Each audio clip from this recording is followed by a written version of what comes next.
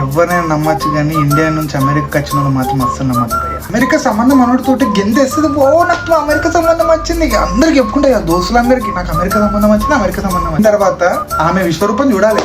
స్టార్టింగ్లో ఏం తెలియనట్టు ఇట్లా సైలెంట్ ఉంటుంది. మీరు ఏదంటే అది, ఇక మీరు ఏమంటే అది అన్నట్టు మొత్తం మొగుడు చెప్పినట్టు వింటుంది. మాటలు అన్ని మాటలు వింటుంది. కొన్ని రోజుల తర్వాత అమెరికా అలవాటు అయిన తర్వాత మనకు చుక్కలు చూపించి స్టార్ట్ చేస్తాం. అమెరికా గురించి తెలిసిన తర్వాత స్టార్ట్ చేస్తుంది. ఇక ఏంది నువ్వేంది, నేను కూడా వేస్తావు పని, నేను ఒకనే కాదు నేను కూడా వేస్తా అని డైరెక్ట్ ముఖం మీద అంటది. ఇక కోపం వచ్చి వాయిస్ రేజ్ చేసినాం అనుకో, నేను వచ్చింది నీ దగ్గర పని చేయడానికి కాదు, నాకు క్యాపబుల్ ఉంది, నేను చదువుకున్నా.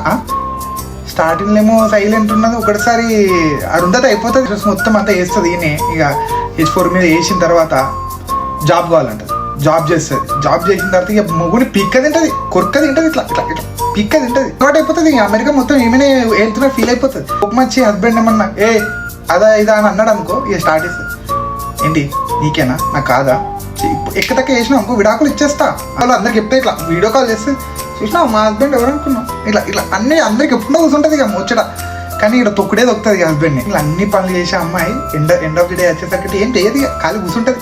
నువ్వేమంట నువ్వే అయ్యో ఇట్లా చేంజ్ అయిపోతారు భయ్యా. షేర్ ఆమెకి ఎవరైనా ఉంటే.